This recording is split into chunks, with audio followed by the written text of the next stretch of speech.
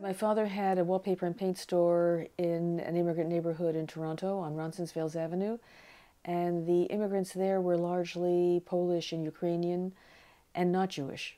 And he spoke Polish and could understand and communicate in other Slavic languages all the time. And I can remember that when I was a kid, I used to help out in the store, and they once put a sign. Well, what happened was this: the Wallpaper and Paint Association would give you $5 if you sent in a true story that they printed.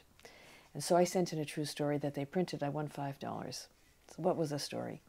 The story was that my father's assistant had put a sign in the window, and it said, Mamo po polsku, אנחנו מדברים עברית, nous parlons français, wir reden Yiddish, wir sprechen Deutsch. And a little old lady came into the store and looked around, and she said, anybody here speak English? I got $5 for that.